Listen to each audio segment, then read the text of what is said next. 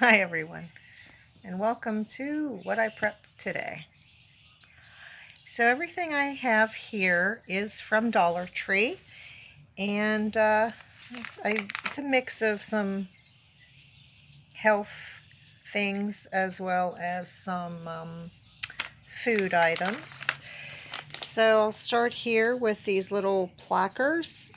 You get 40 of these. They're small so kids can use them easily, and honestly I use these. I usually keep one in my pocket, and I'll use it just to have it handy, and I keep them in the truck as well. They're nicer to use as a toothpick than a toothpick, and but these ones, we have enough. These are definitely just going into the box of toothbrushes that I have. And then I picked up some of these as well. Now you can get these at one of the big box stores as well, but I do like Dollar Tree with smaller sizes. And then of course, if you're going to end up giving some away, sharing them, or trading them away, it's nice to have small sizes available because you know what you paid for them and you know their value.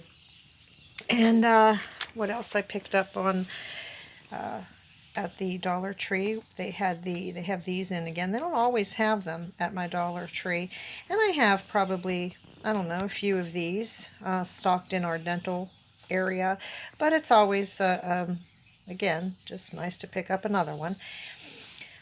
These elastic bandages, picked up 3 of those. And I have many eyeglass repair kits. These ones were just a little different than the last ones I got, so I picked up 2 of those. And of course, my candles. I actually got these 2 to use now, but then these ones with the lids. I love these little ones just because of their compactness. I keep them in a vehicle, and someone on one of the comments the last time I prepped these gave me a great idea of taking that lid off, putting a pack of matches in there, so no matter where you keep them, in a drawer or in your vehicle or whatever, whenever you need them, you don't have to go looking separately for matches. So, and they always have different scents. Not that the scents are important, but they're nice. Right there at the, this was from about $1 actually, not the Dollar Tree. Yeah, these items were about $1. So that was the Classico spicy tomato Parmesan cheese sauce for $1.50. It's only the 15-ounce size, not the 28 or 30-ounce size that you get for, I believe, $2.29. So this wasn't a good price. It was just an okay price. I picked up their last 5 jars of these Woodstock organic pickled baby carrots. And, you know, if they had had a case of these, I would have bought them. I have bought them once before. I bought a jar for me and a jar for my daughter, and I just never tried them. Well, then I was making chicken soup. I didn't have any carrots in the fridge, so I just dumped these in, and you know what? They were really good in the soup, and so I wanted to go back and probably get a case and just, you know, put it in our setback food, and they had 5 left only, so I got the last 5. Then I picked up this little oregano grinder. This is really not a good price for this. I wanted to try their spice grinders to see how they work, which is basically why I bought that. Plus, oregano has some good antiviral qualities, so I thought it'd be great for winter. Even though I plant my own oregano and harvest it, we use a lot of oregano, and so that will go in the chicken soup, and I can't wait to try the grinder. And what do we have here? Almost done. These sliced sweet roasted peppers, also $1. And when I made my chicken soup, I had these peppers as well, and I just put them in the soup, and it was a really nice addition to the chicken noodle soup. putting those two in. I won't use those carrots for the soup again unless I am, you know, making it and didn't get to the store or can't get to the store. Then I would use them. Otherwise, I would just use fresh carrots.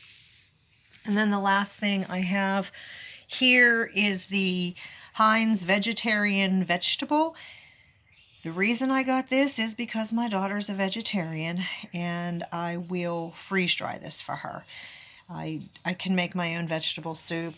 This was just something to grab and put in the freeze dryer quickly without having to make it all and freeze dry it all, and the ingredients were, you know, okay in there. And again, these things, because they were $2, they were at about $1. They were not at it's $1, Dollar Tree. Just love the play on names here. But so that's it. I think this ended up being only about $30 for all of these things. And the carrots alone, when they sell in the store, that little jar there is almost $3 at, I believe it was Trader Joe's or Whole Foods that had those, and they were that expensive. And since they're pickled, they're really not going bad anyway, and I love that they're in glass. So glad to have those. And I made my video outside today just because the dogs are going crazy in the house. And even though this is October 20th, this is a really unseasonably warm day. I love it. So later on today, I believe I'm going to plant some pawpaws. Going to plant some pawpaw seeds in here. What I did was I got these little pots ready, so I'm going to put some pawpaw seeds in there, and then the rest of the pawpaw seeds that we have left over from the pawpaw that we just bought from somebody, I'm going to just put them in a circle in here. And let me show you how I do this for winter. Here it is. That would have been really boring for you. I went all the way out to the garden and forgot I hadn't taken this out there yet. But right in here, I put cuttings, and you can't see through the cellophane, but I put cuttings in here of an arborvitae that was at my daughter's house that I wanted to do starts of. So I had this old bucket that I was going to throw away, and I like to repurpose and reuse everything that I can. And so it has holes. You can't see. There we go. Maybe you can on the bottom. And I put the soil in there, and then I covered it with 2 layers of saran wrap, and then I took clear tape so it's not coming off. It's on there really tightly. So that's my little mini greenhouse, kind of like my own personal version of winter sowing.